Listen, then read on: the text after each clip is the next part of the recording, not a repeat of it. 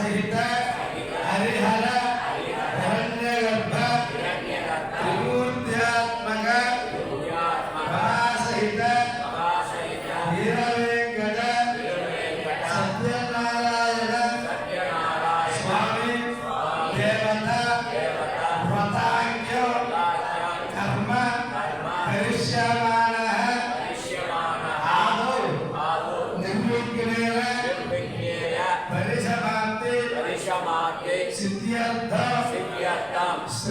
श्री महागणाधिपति देवता पूजा करिष्ये उंगరం వెళ్తే గాని మధ్య వెళ్తే గాని పంచపాత్రతో నీళ్లు ముట్టుకోనాలి ఆ నీళ్లు ముట్టుకోవాలి ఆ పంచపాత్ర చేతితో పట్టుకొని దానికి గంధం తీసుకుని చుట్టూ గంధం రాసి 3 చోట్ల ఒక్కొక్కటి పెట్టండి మీకు ఇచ్చిన ట్రేలో గంధం ఉంటుంది ఆ గంధం తడుపుకుని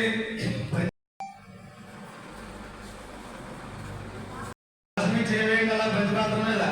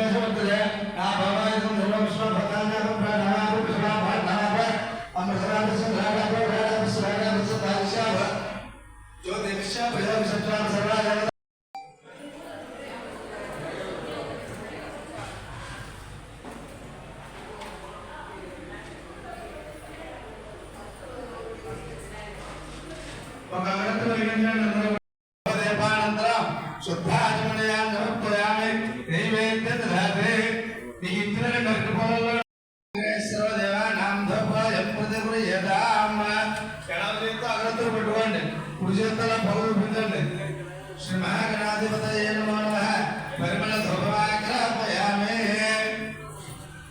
అగరత్తి పక్కన కూర్చేసుకుని మరలా ఇందాకట్లా దేవుని నమస్కారం చేసుకోండి సాధ్యంద్రవర్త సమ్యక్తమన్యాయ విధం ప్రియం గృహాణ మంగళం దేవం ద్రవ్యాక్తి విభ్రావ భక్త్యాదేవం ప్రయసి చందదశ్రేరస్తు సమస్త ధర్మమంగాన భవంతు నిత్యదశ్రేణం చేత పట్టుకోండి కుడి చేతుల మంట చూపించండి స్వామివారికి సంతదశ్రేరస్తు సమస్త ధర్మమంగళాన భవంతు ఎడచేత ఆర్తి చేత పట్టుకుని కుడి చేత మంట చూపించండి సంతదశ్రేరస్తు సమస్త ధర్మమంగళాన భవంతు నిత్యదశ్రేరస్తు నిత్యమంగళాన భవంతు శుభాగణాధిపతయే నమో నమః నీరాజంద్రసేయామి ఆ కర్పూరం దగ్గర కింద పెట్టేసి ఒక తమలపాకుతో నీళ్ళు చల్లండి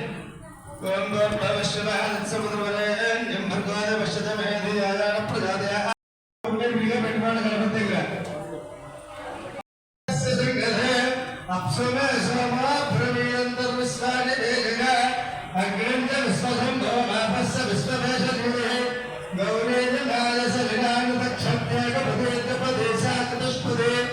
अष्टापदे नवपदे बभूषे सहस्राक्षरापुरव्यामन्न जपण चंद्र अरिष्टेतु संप्राप्त्य चंद्र విద్యోధ్యాసనార్థ గోవింద అలాగే నక్షత్రాలు దేవుడి దగ్గర వేసి నెయ్యిని పక్కన పెట్టుకోండి మళ్ళా కొత్త అక్షరాలు తీసుకోండి అత తృతీయోధ్యాయార్థ పూర్వకాలమున ఉల్కాముకుడు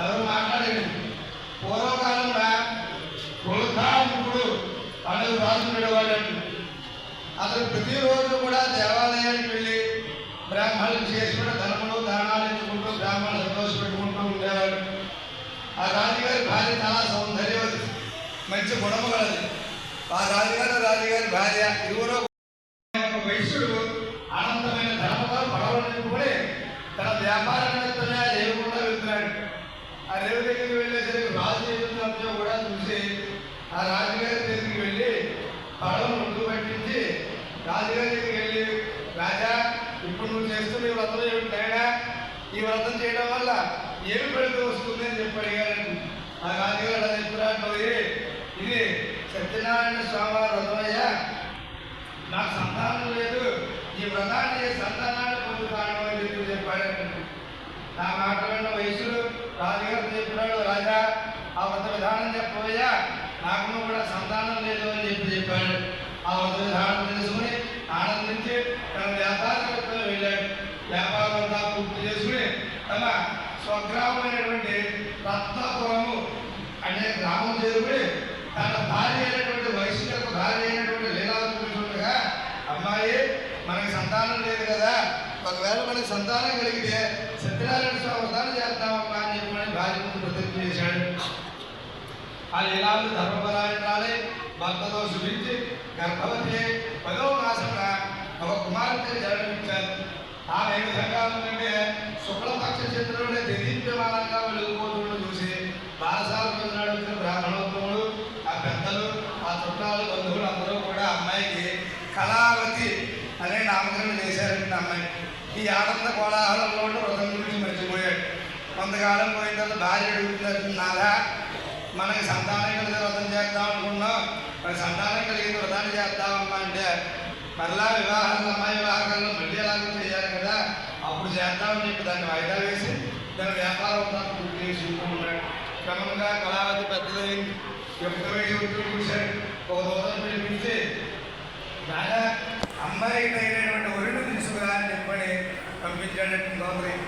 దూత సకల నగరాలు తిరుగుతూ ఉండగా కాంచర నగరము అనే ఒక నగరానికి వెళ్ళి అక్కడ ఒక యువకుడైన వైశ్య కుమారుడు తీసుకొచ్చాడు. ఆ వైశ్య కుమారుడు ఏ విధంగా ఉన్నాడంటే వయస్సుతో అంతంలోనూ ఆస్తిలోనూ అంతస్తులోనూ తోడవడంతో అంగరంగ వైభవంగా వివాహం చేశాడు. ఈ వివాహానంద కోలాహలంలో మళ్ళా గురించి మర్చిపోయాడు వయస్సు. అల్లుడితో సైతంగా వ్యాపారం వెళ్తున్నారు ఇద్దరు కూడా, అల్లుడు మావారు కూడా. కొంత దూరం ప్రయాణం చేస్తున్నారు. అల్లుడితో చెప్తున్నాడు, అల్లుడా సూర్యాస్తమయం అయిపోతుంది కదా, నదీ ప్రయాణం మనకు అంత మంచిది కాదు కాబట్టి పడవ ఒడ్డు పెట్టించి నేను ప్రాతకాలంలో వెళ్ళని వెళ్దామని చెప్పని వారి ఇరువురు కూడా రత్నసారపురము అనే గ్రామం చేరుకున్నారు. ఆ గ్రామమును చంద్రకేతు మహారాజు గారు పరిపాలిస్తూ ఉన్నారు.